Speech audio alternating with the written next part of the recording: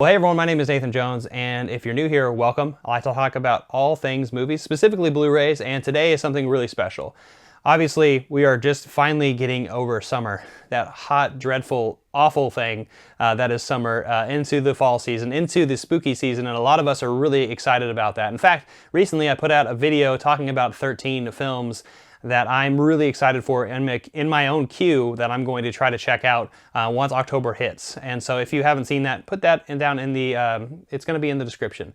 But this is actually a time of transition. So there is a month between August and October, and that's September. So that's where we are right now currently, if you're watching this at this current moment in time in September 2020.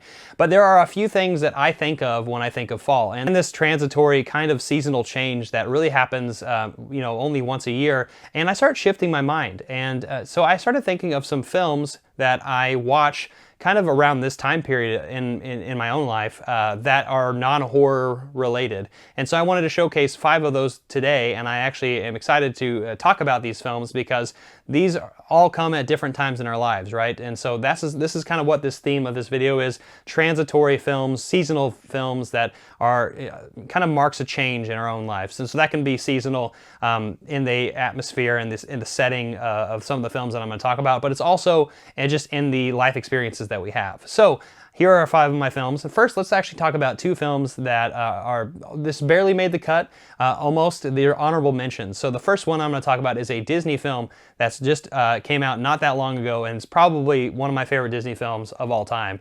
And I think it's something that you might enjoy too. So what am I talking about? The first film that I want to talk about that just barely made the cut of the honorable mentions is a film from 2017. It is Disney Pixar's Coco. And you can probably see with all the glares.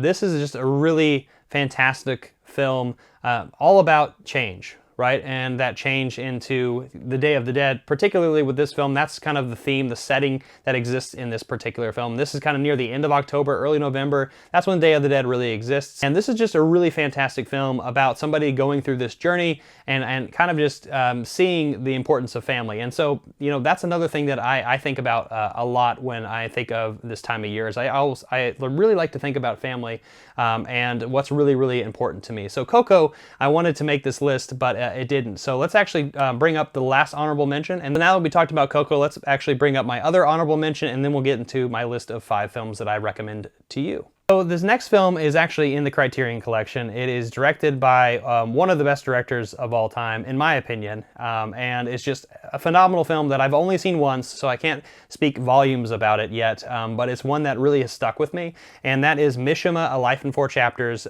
directed by Paul Schrader. There's a lot of glare with this one. I picked glary films, right? Some films that on the camera and my lights are going to make it glare, but Mishima: A Life in 4 Chapters is just a phenomenal film about seasonal change, but also just changes in our life. And this is a really hard to watch film, as well as just a beautiful, immaculate film that I think is really wonderful to watch during the fall season. And if you haven't seen Mishima: A Life in 4 Chapters, you're in for a treat. It's one of the best films in the collection, in my personal opinion. This is spine number 432, so it's kind of relatively in the middle of the collection. It wasn't that long ago when this came out, but this is a beautiful film, and you can just tell, just based on the design of this particular film, that there are seasons that are involved with this particular just set piece and artwork and design, and it's just a lovely, lovely film. So if you haven't checked out Mishima, definitely go do so.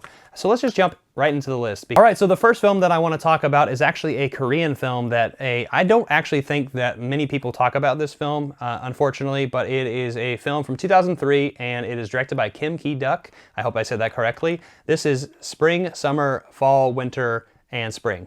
And this is a beautiful, beautiful Buddhist fable that really just kind of dives into adolescence, love, sin, like I guess evil, enlightenment, all of those elements that you would probably see in a lifespan in a very Buddhist kind of sense, but also just in general, where a lot of us have a lot of those transitions in our lives. And this film, just like the title suggests of the film itself, is set beautifully around this Buddhist monastery that's kind of in the middle of this lake, and you can really see all of the different seasonal changes because this is kind of breaking down into chapters, kind of like Mishima in a weird way, because that's what I thought of. So when I started thinking about this particular video that I wanted to make, this is the first film that I thought about, and it really made me think of all of these different transitory seasonal changes that happen in our life, not just in the season physically with nature, but also within ourselves. And so if you haven't seen this film, definitely go check it out. This is my DVD copy by Sony Pictures Classic.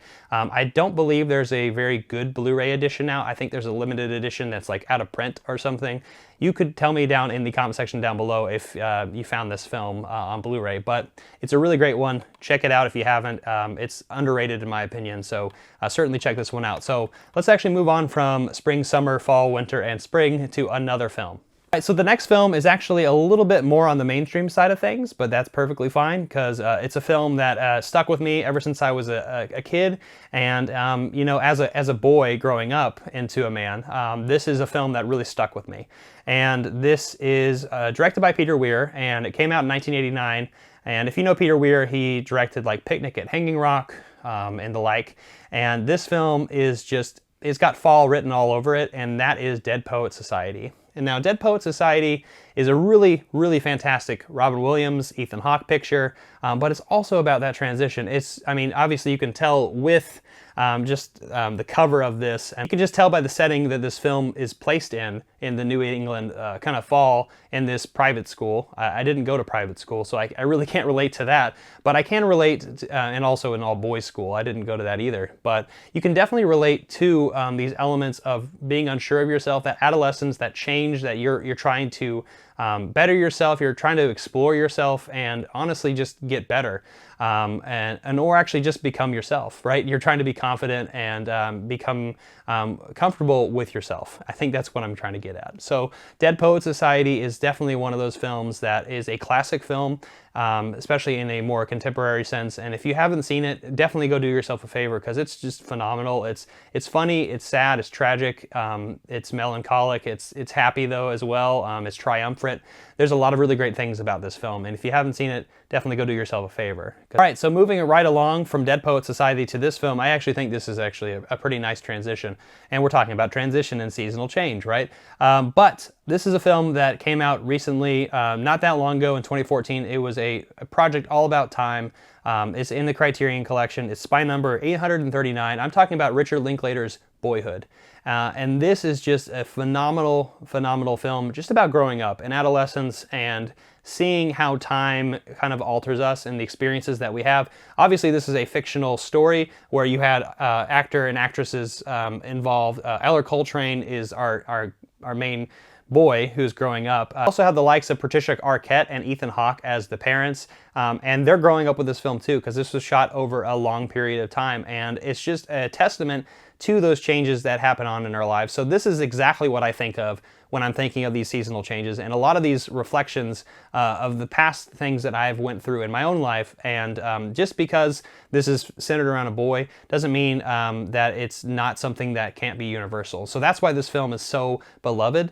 You know, and I think this is definitely one of those films that I think of when I am thinking about these seasonal changes going on in my life. And there's a lot of things going on in the world today. And so I hope you enjoy Boyhood as much as I do and as much as the community does if you haven't seen it before. So certainly go check out Boyhood because it's really a fantastic time. All right, so this next film is actually a little bit more personal into the extent of what's going on in the world today. So a lot of us are kind of really feeling social isolation because of what's going on in the world currently, and which is really unfortunate. But this also could relate to people who are in relationships or people who are just trying to be understood.